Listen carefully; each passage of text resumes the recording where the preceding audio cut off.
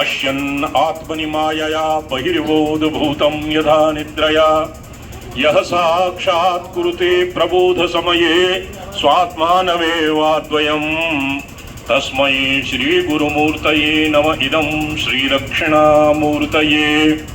आ ब्रह्मांड पिपीलिकांत तनुभृत्सु जृंभमाणा स्फुटं जागृत स्वप्न सुषुप्ति भासकतया शक्तिश्च या दीप्यते सा देवी जगदंबिका भगवती श्रीराजराजेश्वरी श्री विद्या करुणानिधि शुभकरी भूयात् सदा श्रेयसे।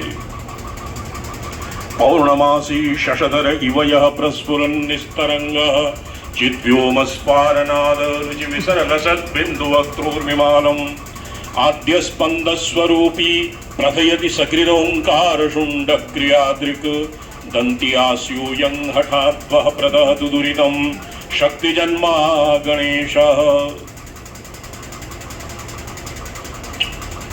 नारायण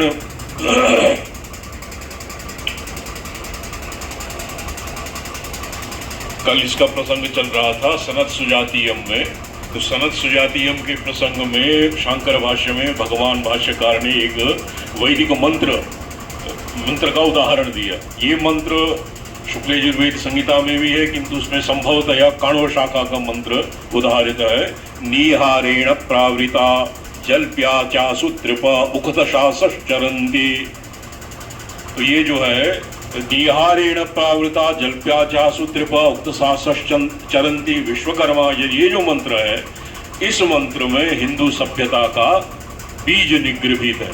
बीज का अर्थ हिंदू सभ्यता में कर्म की प्रधानता है, उपासना की प्रधानता है, या ज्ञान की प्रधानता है, या ज्ञान में समर्पकत्व कर्म और उपासना की प्रधानता है। तो ये निहार जो है ये धर्म का कुहक है, ये अधर्म का जो धुंध है, अंधकार है। इस अधर्म के अंधकार के निराकरण के लिए भगवान स्वयं, जैसे पहले भगवान जो है शंकरो अवतिष्यति, तो इसके बाद शंकराचार्य जी के बाद उनकी परंपरा में अनेक अद्भुत प्रतिभा संपन्न तपःपूत महात्माओं का आविर्भाव हुआ। उनमें से अन्यतम पूरी पीठ के 144वें शंकराचार्य भगवान श्री निर्जन देव तीर्थ जी महाराज का आविर्भाव हुआ। आप जो पीठाभिषिक्त हुए, आज उनकी पुण्य 28वीं पुण्यतिथि आज है। तो आपके यद्यपि आप हम लोगों के बीच में स्थूल शरीर से विराजमान नहीं है, तो गुरवः सर्वव्यापकः, ऐसे ये जैसा कहा जाता है कि गुरु लोग सर्वव्यापक होते। व्योमवद व्याप्त देहाय, व्योम के समान जो चिदाकाश में जो शब्द ब्रह्म अंतःकरणावच्छिन्न चैतन्य रूप से जो शब्द ब्रह्म जो निरपेक्ष रव जो होता है, वही गुरु जी की वास्तविक, गुरु जी का वास्तविक रूप होता है। वहीं से गुरु तत्व की उत्पत्ति होती है, वहीं से गुरुओं शिष्यादियों के अनुग्रह के लिए शास्त्र आदि के माध्यम से गुरु लोक संग्रह के लिए लोक संग्रह में प्रवृत्त होते हैं, और वहीं फिर गुरु लोग अपने धाम में विश्राम कर लेते हैं। तो गुरु जो है, जैसे भागवत में कहा स कृष्ण क्वापि नो गतः, ऐसे ही जो भगवान, ये जो भगवान है भगवान शंकराचार्य जी महाराज, ये भी अभी कहीं नहीं गए हैं, यही है, हम लोगों के हृदय में है। और हम लोगों के हृदय में ज्ञानेच्छा क्रिया शक्ति के संचार द्वारा लोक संग्रह में हम लोगों को प्रवृत्त कर रहे हैं, या लोगों को अनुयायी बना करके सद्धर्म के मार्ग में सद्धर्म का मार्ग प्रशस्त कर रहे हैं। तो निहार की बात चली। निहार का जो अधर्म है, निहार को ही अधर्म कहते हैं। निहारेण प्रावृता जल्प्याचासु त्रिपा। अब आजकल जो है, आप बड़े बड़े प्रवचन सुन लीजिए लच्छेदार पेशल वाक्यों के द्वारा, किंतु शास्त्र प्रामाण्य नहीं है। ये जितना भी इनका जो वाणी का विलास है, उसको कहा जल्प। ये जल्प जो एक न्याय सूत्र में वाद सूत्र एक आता है, वाद जल्प और वितंडा। गुरु शिष्य में संवाद होता है, तत्व निर्णय पर्यंत जो गुरु और शिष्य का संभाषण होता है, उसका नाम वाद। और जो केवल लोगों को रिझाने के लिए, लोगों के मनोरंजन के लिए जो कहा जाता है कि लोग जो है हमारे, वो होता है केवल जल्प। तो ये जल्प्याचा असुदृपा, ये 3 प्रकार अधर्म की ये शाखा है। भागवत कहती है कि अच्छा, गुरुओं का जो मुख्य प्रयोजन है वो अधर्म का निराकरण और धर्म की स्थापना होती है। तो इसमें अधर्म की जो 5 शाखाएं हैं या 6 शाखाएं हैं, अधर्म, परधर्म, विधर्म, परधर्मश्च आभास उपमाचल, अधर्म शाखा पंचे में श्रेयोर्धि दूरतस्ते। अब ऐसी विडंबना आजकल हो गई, जैसे श्रीधर स्वामी जी कह रहे थे कि अधर्म से जो है धर्म का इतना अभिभव हो गया है कि धर्म जो है वो बड़ा संकट में पड़ा है। धर्म संकट, धर्म में जो है ये इस धर्म की, धर्म संघ की स्थापना के मूल में ही ये तत्व है, मूल में ही ये सिद्धांत निहित है कि अधर्म जब बलवान हो जाता है, धर्म अभ्युदय और अभ्युत्थान और निराकरण के लिए, धर्म के अभ्युदय अधर्म के निराकरण के लिए, अभिभव के लिए इस धर्म संघ की स्थापना की गई। तो इस धर्म के जो 3 पुरोधा हुए हैं, जगदवंद्य करपात्री स्वामी जी महाराज और ब्रह्मलीन जगदगुरु शंकराचार्य श्री कृष्णबोधाश्रम जी महाराज और ब्रह्मलीन जगदगुरु शंकराचार्य श्री निरंजन देव तीर्थ जी महाराज, ये जो त्रिदेवा, जो त्रिमूर्ति है धर्म संघ की, यही धर्म संघ की आत्मा है। और इनके उपदेशों के माध्यम से, जैसा ये आचार्य जी कह रहे थे कि आजकल लोग अनेक प्रकार की शिक्षा, जो आधुनिक शिक्षा जो है उसमें बड़े बड़े परिष्कार हो रहे हैं, किंतु प्राचीन मनीषियों की जो शिक्षा है उसका प्रचार प्रसार नहीं हो पा रहा है। इसलिए केवल की बौद्धिक शिक्षा ये है, आत्मा के औन्मुख्य के लिए जो शिक्षा होती है, जो नीति की शिक्षा होती है, सदाचार की शिक्षा होती है, जिसके लिए इन महात्माओं ने पूरा जीवन अपना लगा दिया कि हिंदू धर्म में तो विधर्म, अधर्म, विधर्म, आभास, उपमा और छल, इस अधर्म की 5 शाखाओं का संक्रमण न हो। जैसे शरीर में ये वायरस और बैक्टीरिया, इनका संक्रमण हो जाता है तो सारा शरीर रुग्ण हो जाता है।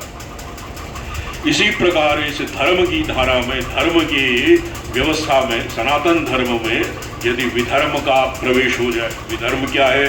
अब आज जो है, आज के जो भक्त हैं उन्हें ये बात बड़ी अटपटी लगेगी। करपात्री जी महाराज, आप कृष्णबोधाश्रम जी महाराज चाय का तिरस्कार करते हैं, चाय नहीं पीनी चाहिए, बिस्कुट नहीं खाना चाहिए। क्यों? जो अधर्म विधर्म है, विधर्म परधर्म, जो धर्म का विरोध करता है, सनातन धर्म का, वो उसका नाम विधर्म। विधर्म का अर्थ होता है, हम लोग पुनर्जन्म मानते हैं, कर्मों का सिद्धांत मानते हैं, जीव की गति मानते हैं शास्त्र प्रामाण्य के बल पर। तो विधर्म जो है इनका उल्टा मानता है। विधर्म का अर्थ है कि प्राणी, जैसे सनत कुमार में चर्चा चल रही थी कि यमराज जो है जो उनको अपने लोकों में ले जाता है, यम संयमनी में उनके पुण्य और पाप का फल देता है। और इसी प्रकार सत्कर्मों से पुण्य होता है, बुरे कर्मों से अधोगति होती है। और एक व्यक्ति मृत्यु के बाद फिर उसका जन्म होता है, तो उसका जन्म अच्छी जगह हो, उसका जन्म, उसके जन्म से सब लोगों का कल्याण हो, इसलिए उसके पुत्र कलत्र इत्यादि, जो पुत्र इत्यादि पिंडदान शास्त्र के द्वारा उसका तर्पण करते हैं। पिंडदान, इस पर देवताओं के लिए के निमित्त आहुतियाँ दी जाती हैं। ये सब सनातन धर्म। इसमें जो संक्रमण होता है, हम पितृ नहीं मानते, विद्वान का नाम पितृ होता है। तो इस प्रकार इस संक्रमण को रोकने के लिए आप लोगों ने अथक प्रयास किया कि धर्म की मौलिकता की यथाकथनचित रक्षा हो। कि अधर्म ऐसी वस्तु है जिसमें एक रंच मात्र भी यदि अधर्म का समावेश हो, विधर्म का समावेश हो, तो फिर उसमें जो है वो धर्म किसी भी काम का नहीं रहता। भगवान को नैवेद्य अर्पण किया जाए और उस नैवेद्य में एक कुछ भी छोटा भी कुछ उच्छिष्ट या पवित्र वस्तु भगवान को अर्पण की जाए तो हो जाए तो बहुत से बड़ा अनिष्ट हो जाता। इसी प्रकार शिवलिंग की पार्थिवेश्वर की पूजा की जाए, ये उसमें एक छोटा सा केश भी यदि आ जाए भयंकर रुद्रापचार हो जाता है। शिव जी अत्यंत उद्विग्न हो जाते हैं, अनिष्ट कर डालते हैं। इसी प्रकार अधर्म में, धर्म में अधर्म, विधर्म, परधर्म, आभास, उपमा और छल, इनका समावेश धीरे धीरे होने लगा। महापुरुष के युगदृष्टा थे। आज जो होता है हमें अधिक से अधिक 1-2 सप्ताह के बाद की परिणामों तक हमारी बुद्धि जाती है कि इन्होंने देखा कि धीरे धीरे सनातन धर्म का पूर्णतया लोप हो जाएगा और इसके बदले में विदेशी जो है वो जैसा सनातन धर्म का प्रतिपादन करते हैं वैसा नकली जो पंथ, नाना प्रकार के पंथ आ जाएंगे। तो आपने सबसे पहले धर्म में जो निहारेण प्रावृता, धर्म में जो निहार के द्वारा, अधर्म रूपी निहार के द्वारा जो विधर्म, अधर्म, आभास, उपमा और छल, अधर्म होता है जो धर्म का बात करता है। एक अधार्मिक लोग जो हैं वो कहते हैं कि धर्म, जैसे ही आजकल जिसको धर्मनिरपेक्षता कहते हैं, वो धर्मनिरपेक्षता नहीं है, वो अधर्म ही है। अधर्म की एक शाखा है। तो धर्मनिरपेक्षता का, धर्म निरपेक्ष जो है कोई चीज वस्तु हो ही नहीं सकती संसार में। पृथ्वी का धर्म काठिन्य है, जल का धर्म द्रवत्व है, अग्नि का धर्म दाहकत्व है, वायु का धर्म प्रवहन है, वायु का संचार वायु का धर्म है, आकाश का धर्म आकाश है। तो कोई वस्तु इस सृष्टि में धर्मनिरपेक्ष हो सकती है? तो मनुष्य जाति, हिंदू, ये धर्मनिरपेक्ष कैसे हो सकती? सरकार भी धर्मनिरपेक्ष नहीं हो सकती। इसलिए अधर्म जो है, धर्म की बाधा, जहाँ भी धर्म और धार्मिक प्रसंग हो वहाँ बाधा उत्पन्न करने के लिए अधर्म आ जाता है, तो इसका नाम अधर्म है। ये भी एक प्रकार का कुहक है, निहार है, जिससे सारी धर्म की जो है, धर्म जिससे आच्छन्न हो जाता है। विधर्म, धर्म का विधर्म, परधर्म। एक विधर्म होता है जो धर्म के बिल्कुल विपरीत आचरण करता है। नहीं सर्वभूतानि पापाय परिपीडनम, तो वो जानबूझ करके बलि देंगे, लोगों के ऊपर अत्याचार करेंगे धर्म के नाम पर। ये कुछ विधर्मी लोग इतना अत्याचार कर, उनके धर्मशास्त्रों में यहाँ तक लिखा है कि जो हमारे धर्म को मानने वाला नहीं है उसकी हत्या करना बड़ा भारी पुण्य है। तो छोटे छोटे बच्चों को इस प्रकार ये अधर्म और विधर्म की शिक्षा दे देते हैं। और वो बेचारे भोले भाले, उनका जो अंतःकरण है वो बाल्यावस्था में कोमल बुद्धि होते हैं, वो इसी बात को मान जाते हैं, उसको ग्रहण कर लेते हैं और बड़े होकर के वो बड़े भारी अत्याचारी बन जाते हैं। ये विधर्म का लक्षण। इस विधर्म से भी श्रीधर जी, स्वामी जी कह रहे थे कि पहले अंग्रेजों का शासन हुआ, फिर म्लेच्छों का, पहले म्लेच्छों का हुआ, फिर अंग्रेजों का शासन हुआ। अब इसके बाद जो है ये ऐसा शासन है जिनको धर्म की कोई आवश्यकता ही नहीं है और धर्म के प्रति जो ऐसे उदासीन है, मानो धर्म जो है बिल्कुल किसी धर्म जो है बिल्कुल वो व्यर्थ की वस्तु। तो अधर्म से इन्होंने धर्म को बचाया, विधर्म से धर्म को बचाया। एक होता है विधर्म आभास। अब देखिए कि एक जो आभास, धर्माभास है, उस धर्माभास में आपको ऐसा लगेगा कि ये धार्मिक ही है। दान करो, पुण्य करो, तो कोई दीन दुखी है उसकी सहायता करो, दरिद्र लोग हैं उनको पैसा दो। तो ये ऊपर ये केवल इसको स्थूल दृष्टि से यदि देखा जाए तो बड़ी अच्छी बात लगती है, लेकिन इसका आचरण क्यों ही है? क्योंकि इसका शास्त्र मूलकत्व नहीं है। वेदो खिलो धर्म मूलः, वेद ही धर्म का मूल है। वेद में जिस प्रकार का आचरण धर्म कहा जाता है, दशलक्षण धर्म हो या यज्ञोधयनम दानम, ये तीन प्रकार का उपनिषदों में तीन धर्म के तीन स्कंध माने गए, यज्ञ, अध्ययन और दान। तो इसको भी धर्म कहा गया है। तो इस प्रकार धर्म और अधर्म, धर्म, विधर्म, विधर्म परधर्म और परधर्म, जिसका जो धर्म नहीं है, जिस वर्ण और जिस आश्रम में जो नहीं करना चाहिए उसका आचरण, और जिस धर्म और जिस आश्रम में जो करना चाहिए उसको न करना, ये होता है विधर्म परधर्म। परधर्म स्वधर्मे निधनम श्रेय परधर्मो भयापः। आपको यति है, भागवत में लिखा है, भगवान कहते हैं कार्यवांश्चैव भिक्षुकाः गृहस्थस्य क्रियात्यागः गर्भत्यागः पटोरपि भिक्षोरिंद्रिय लौलित्वम वनस्तक ग्राम सेवनम। ये परधर्म के लक्षण। तो ये परधर्म आभास, धर्माभास, धर्माभास, उपमा। एक होता है धर्मोपमा। अब जैसे बौद्धादि का धर्म है, अरहत जैनादियों का धर्म है, तो ये आपको सुनने में ऐसा लगेगा कि ये बात बिल्कुल ठीक कही जा रही, लेकिन इसमें शास्त्र मूलकत्व न होने से, आर्ष प्रमाण न होने के कारण उनका आचरण हिंदू जातियों के लिए अभीष्ट नहीं है। यद्यपि उसमें सब बातें, सब पाप आए पर किसी भी प्राणी को हिंसा न पहुँचे, तो इस प्रकार की सब बातें धर्मों में है। वो सब जो स्थूल दृष्टि से सब सटीक बिल्कुल ठीक प्रतीत होते हैं, किंतु उसमें शास्त्र मूलकत्व नहीं है, इसलिए इसका आचरण नहीं किया जाता। इसको केवल आभास कहा जाता है। आभास और दूसरा धर्मोपमा, धर्म के समान दिखाई देता है किंतु धर्म नहीं।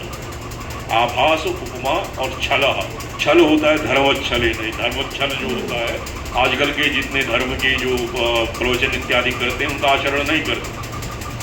जय आचरही ते नर न घनेरे, परोपदेश कुशल बहुत नेरे।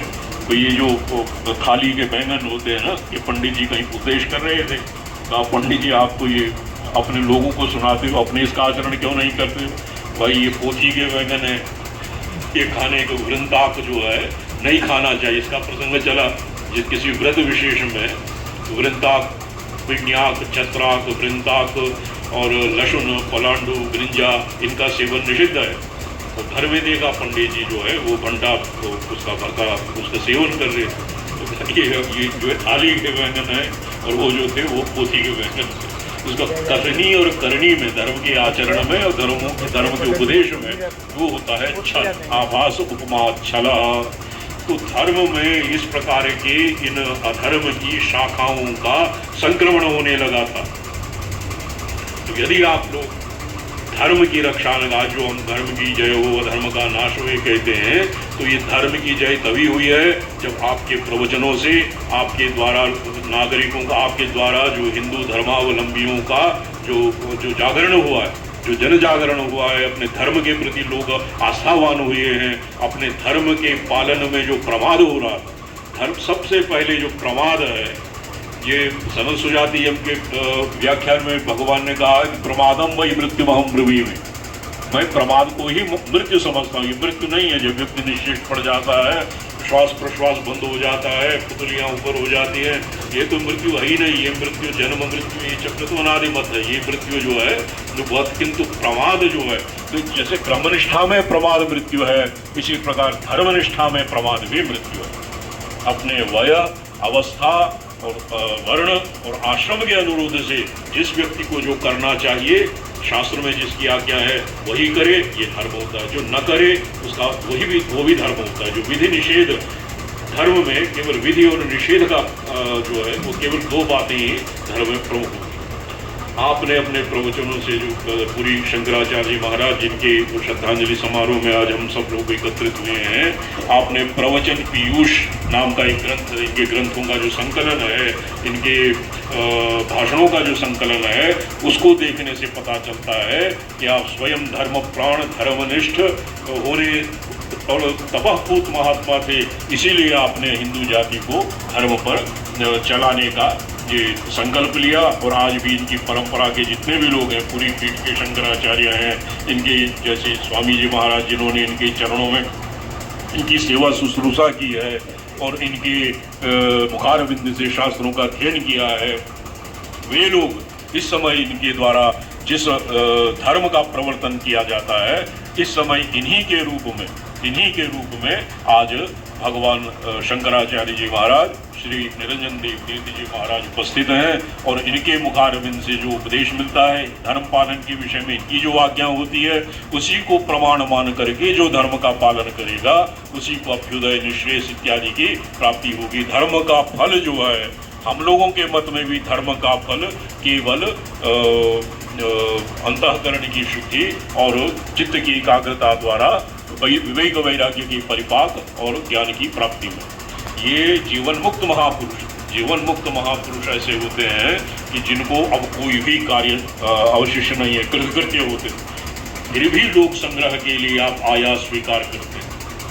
आपके सबसे पहले आपने उतनी जिन संस्थाओं में धार्मिक मान्यताओं के प्रति, हिंदू धर्म की, सनातन धर्म की मौलिकता के प्रति जिनमें कोई विरोधाभास था, उनका आपने पूरे बल से उन सब का असत्कार किया, कहा कि इनका हिंदू धर्म से कोई भी संबंध नहीं। उस समय ऐसी संस्थाएं थी कि जिनको लोग हिंदू ही समझते, जो लोग समझते थे कि हिंदू धर्म इनके अतिरिक्त और हिंदू धर्म कुछ है ही नहीं। उनके विषय में जनसाधारण को इन्होंने को जागरूक किया कि भाई हिंदू धर्म में 3 वर्ण व्यवस्था, गोरक्षा और संस्कृत शास्त्र प्रामाणिक, इन 3 वस्तुओं के बिना हिंदू धर्म का कहीं कोई अस्तित्व ही नहीं रहे। गोरक्षा के लिए सब लोगों ने प्राणपण से संघर्ष किया। जब तक पूरे भारत में शंकराचार्य जी महाराज की प्रतिज्ञा रही है, जब तक भारत में गोरक्षा नहीं हो जाती तब तक हम सिंहासन राजोचित जो छत्र चामर सिंहासन इत्यादि का उपभोग नहीं करेंगे। आप साधारण यति के समान केवल एक दंड लेकर के और आप जगह जगह जहाँ भी इस प्रकार के सभाएं होती थी वहाँ जाते थे और आप तेजस्वी इतने अधिक थे कि छत्र चामर दंड इत्यादि की आपको कोई आवश्यकता ही नहीं। ये बाहर के जो उपकरण होते हैं ये केवल इनका आचार्य के 2 काम होते हैं। आचिनोति च शास्त्रार्थम, शास्त्र में क्या लिखा है इसका निर्णय करके और लोगों को उस पर स्थापित करना। आचार्य स्थापयत्यपि, अब आचार्य स्थापयत्यपि इसमें अब उच्चावचत्व का तारतम्य होता है। आचार में कौन किसको स्थापित करे, इसे आपस में जो है वो कलह न हो, इसलिए जो योग्यतम व्यक्ति है उसको आचार्य पीठ पर बैठा करके और उसको राजोचित सम्मान दिया जाता है। तो राजोचित सम्मान का मुख्य प्रयोजन आचार, शास्त्रों के द्वारा निर्णीत आचार या धर्म पर लोगों को चलाना। इसलिए छत्र चामर है जो स्वयं आपके जैसे हैं, इनको छत्र और चामर परम तपस्वी वीतराग आप हुए हैं। शंकराचार्य होते हुए भी 2 व्यक्ति ऐसे, 2 शंकराचार्य ऐसे हुए उत्तर भारत में जिन्होंने बाह्य किसी चाकचिक्य किसी भी प्रकार के आडंबर को कभी स्वीकार नहीं किया। श्री कृष्ण बोधाश्रम जी महाराज, कर्पात्री जी महाराज और निरंजन देव जी, इनके यहाँ केवल वैदुष्य और धर्मनिष्ठा, ये 2 ही आपके छत्र और चामल थे। जैसे भागवत में कहा है धर्मक्षत्र उदाहरतः यशवीर्ये च चामरे मंडलम देव यजनम दीक्षा संस्कारम आत्मना। तो ये इनके यद्यपि इसके बिना भी जिनकी इतनी शक्ति रही हो तो ऐसे महापुरुषों में तो के रूप में भगवान साक्षात शंकर ही विराजमान होते हैं, ऐसा मानना चाहिए, ऐसा अनुमान होता है। तो भारतीय धर्म को आभास, उपमा, छल, इस प्रकार अधर्म की शाखा से बचाना आपका मुख्य उद्देश्य। एक संस्था का ये तथ्य था कि हिंदू जाति, आजकल भी उनका यही जो है गुणवत्ता प्रलाप चल रहा है कि हिंदू लोग वर्ण व्यवस्था मानते थे, ब्राह्मण क्षत्रिय वैश्य शूद्र आपस में विभक्त हो गए और इसलिए इस कमजोरी का फायदा बाह्य आक्रांताओं ने किया और भारत पर आक्रमण कर लिया और हिंदू लोग जो है वो हार गए। तो अब यदि हिंदू जाति को सशक्त बनाना है तो वर्ण व्यवस्था समाप्त करनी पड़ेगी। आज भी ऐसी बातें सुनने में आ रही हैं। अब इनसे पूछा जाए कि भाई वर्णाश्रम के अतिरिक्त और हिंदू धर्म है क्या? हिंदू धर्म में केवल वर्ण है और आश्रम, जीव अनादिमत है। ये 4 सिद्धांत जो होते हैं, घोष भक्ति दृढ़ा यस्य प्रणवे च दृढ़ा मति पुनर्जन्मनि विश्वासः सवै हिंदुर्दारितः। प्रणव अर्थात वेद प्रामाण्य, वेद के प्रामाण्य में शास्त्र के प्रमाण से अतिरिक्त जो और कोई प्रमाण नहीं मानता वो हिंदू। शास्त्र के वेद, श्रुति और उसके अनुकूल स्मृति, इतिहास, पुराण इत्यादि को जो आध्यात्मिक में और लौकिक पक्ष में भी जो प्रमाण मानता है उसी का नाम हिंदू है। घोष भक्ति दृढ़ा यस्य, तो उस संप्रदाय के लोगों ने कह दिया, उस समय भी कुछ थे कि हम ये नहीं मानते हैं कि गौ में सब देवताओं का वास होता है, 33 करोड़ देवताओं का वास होता है, ऐसा हम लोग नहीं मानते हैं। गौ जो आर्य लोग घुमंतु थे, आर्य लोग घूमते थे और जैसे आजकल के ये बंजारा इत्यादि घूमते हैं, यही आर्य लोग थे। और जब ये घूमते घूमते कहीं एक जगह रुक गए और बस गए, खेती बाड़ी करने लगे, तो इन्होंने खेती बाड़ी के लिए ये गाय, बाछी, बैल इत्यादि को बड़ा उपयोगी माना और ये गायों की पूजा करने लगे। अब जो वेद के मंत्रों का उदाहरण दिया कि भाई ये वेद में अग्निया गौ, ये वेद के ये एक कम से कम 100-200 मंत्र वेद में ऐसे हैं जिनमें गाय को पूज्य माना।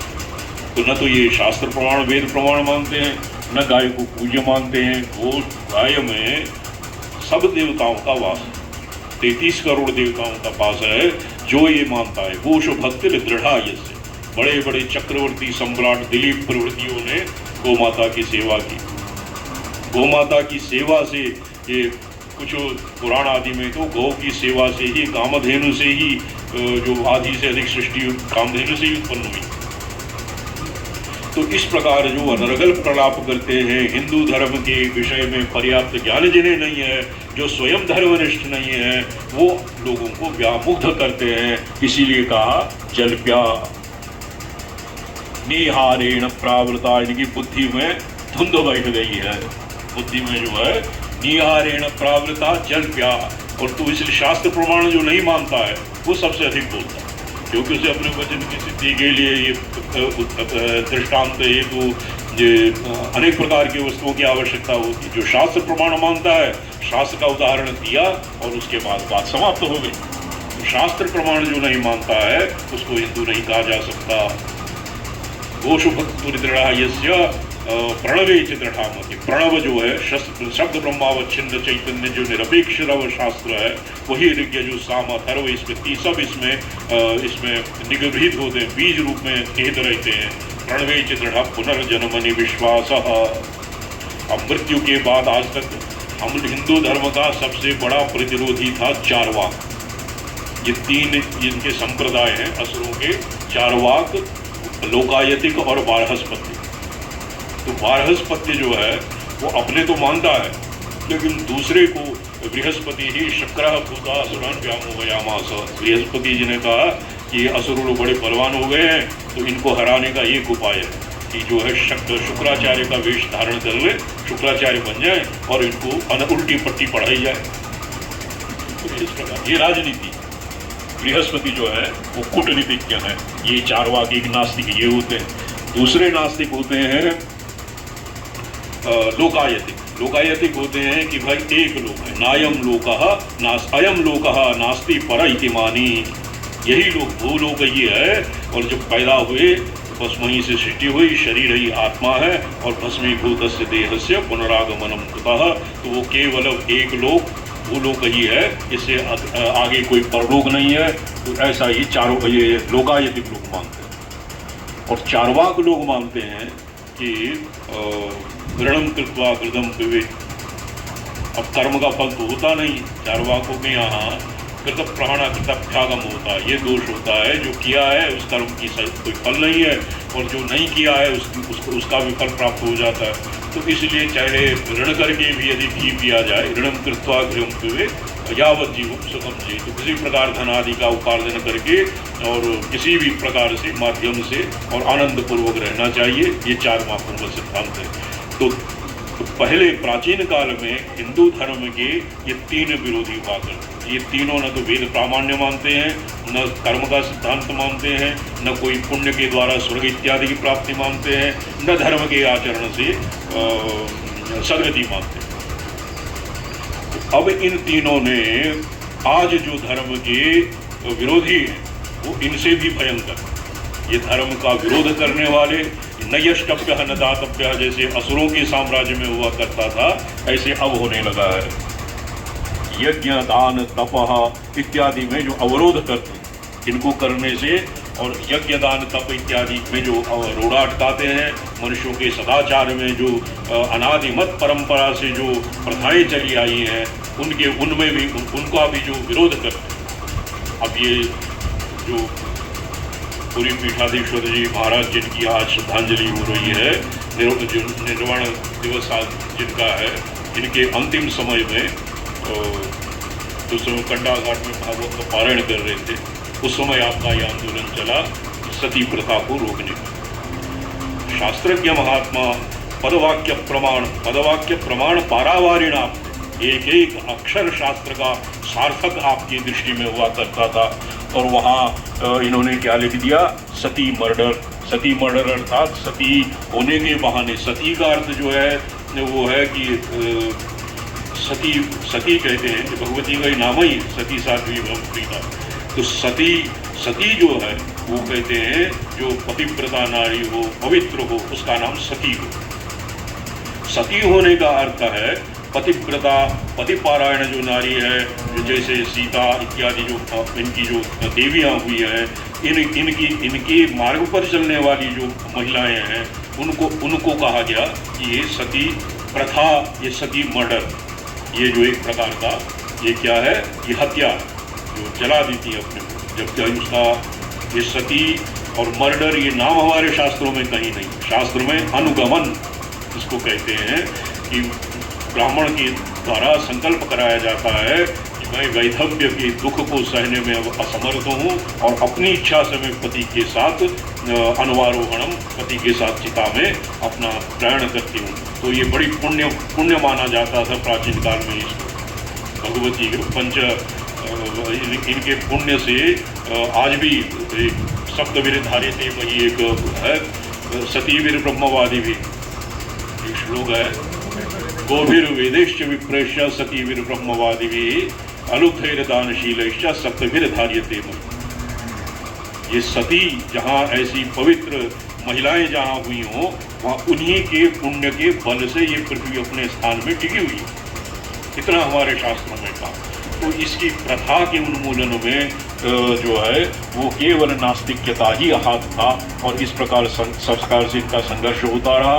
अंतिम समय तक आपने हिंदू धर्म की मौलिकता, शास्त्र प्रामाण्य, गोमाता के पूज्यत्व और हिंदू धर्म के विशुद्ध धर्म प्रचार का अधिकार और धर्म के आचरण का अधिकार, ये दोनों में अधिकार और अर्थित्व इन दोनों पर ही धर्म की ये जो है मर्यादा बनी हुई। अर्थात किसका अधिकार है? और उपनीत व्रत के जिस संध्यावंदन करे उसका कोई पुण्य नहीं।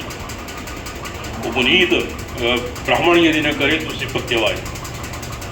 ये नित्य नैमित्तिक काम में प्रायश्चित्य इत्यादि कर्म जो है शास्त्र मूलक हैं, इनमें जिसका अधिकार है और जिसका अर्थित्व है, इन कर्मों का फल जो चाहता है उसी व्यक्ति का उस कर्म में अधिकार है। इस प्रकार आपके प्रशस्त अब प्रत्येक व्यक्ति आज जितने हैं, ये श्रीधर स्वामी जी ही जानते हैं कितने दिया। स्वामी विमलानंद जी महाराज पहले थे, ब्रह्मलीन स्वामी विमलानंद जी महाराज, आपने भी इनसे बहुत अध्ययन किया, कई लंबे समय तक आपने अध्ययन किया और सदैव आपका बड़ा आदर पूर्वक गुरु जी के उल्लेख किया करते थे। कभी भी आपका नाम ग्रहण आपने नहीं किया। इतने गुरुभक्त स्वामी जी थे और बड़े प्रकांड पंडित। विमलानंद जी महाराज का जो वैदुष्य था वो असाधारण था।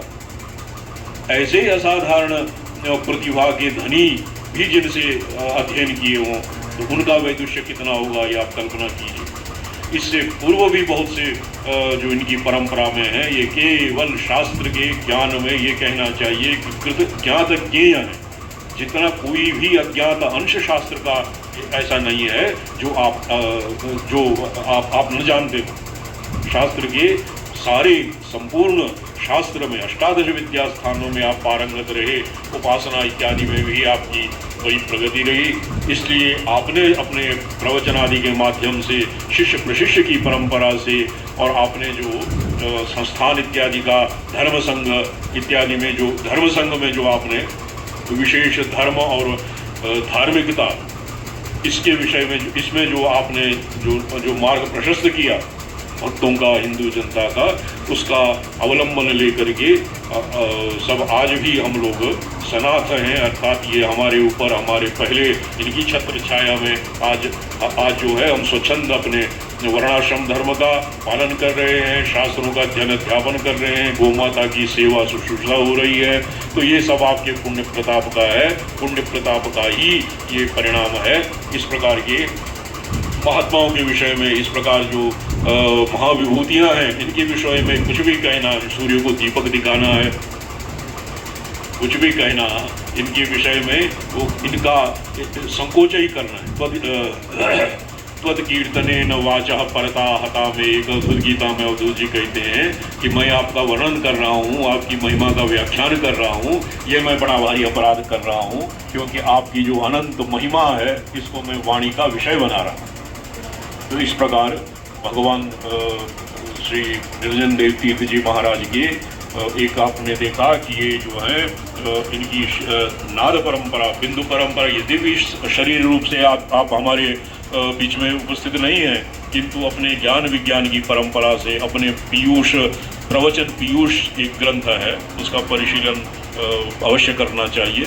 तो इस प्रकार आपके उपदेशों के आचरण से और आपने जो जिस वर्ण, जिस आश्रम के लिए, जिस धर्म के निमित्त आपने जीवन भर संघर्ष किया, उनका यथावत इनकी परंपरा को बनाए रखने के लिए हम लोग इस प्रकार प्रतिवर्ष ये मनाएं। आगे भी जो है प्रतिवर्ष इस महापुरुषों को श्रद्धांजलि भाव पुष्प महापुरुषों के चरणों में अर्पित करें। इन्हीं शब्दों के साथ वाणी को विराम देते हैं। श्री राम जय राम, जय जय राम। श्री राम जय राम, जय जय राम। श्री राम जय राम, जय जय राम। श्री राम जय राम, जय जय राम। श्री राम जय राम, जय जय राम। ये धर्म का ये जय घोष जो हम कहते हैं, इसके प्रणेता भी आप ही लोग तीन जो है, इन्होंने ही धर्म की जय हो, अधर्म का नाश हो, प्राणियों में सद्भावना हो, विश्व का कल्याण हो, गौ माता की जय हो, गोहत्या निषिद्ध हो।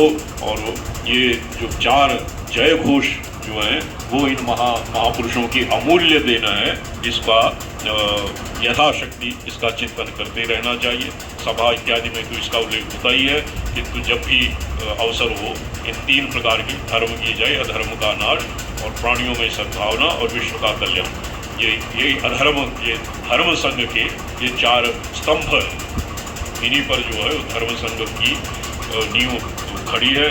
और आप सब लोग जो हैं वर्ण आश्रम के पालन के द्वारा आप इनके बताए हुए मार्ग का अनुसरण करें। और आगे आने वाले जो बटुए हैं, जो आगे आने वाले गृहस्थ, वानप्रस्थी, सन्यासी हैं, उनको भी अपने अपने धर्म पर अडिग रहने के लिए आप प्रेरित करें। ओम नमः पार्वती पते, हर हर महादेव। अद्भुत। एक बार पुनः करतल ध्वनि से स्वामी जी महाराज के चरणों में अपनी श्रद्धा सुमन अर्पित करें और हाथ जोड़कर पुनः प्रार्थना करें, पुनः निवेदन करें। आपके द्वारा जो आज शब्द राशि हमें प्राप्त हुई है, हम इसका अनुपालन करेंगे। आपकी कृपा सदैव बनी रहे। हे गुरुदेव, अब इसी कड़ी में आज ऐसी सभा लग रही है जैसी कभी 80 के दशक में हम लोग देखा करते थे।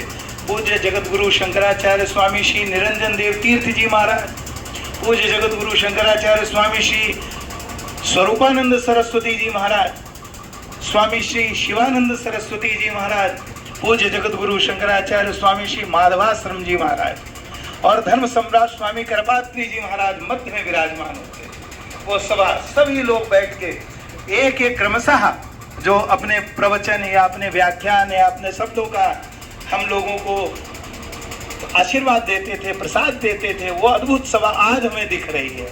हम धन्य हैं।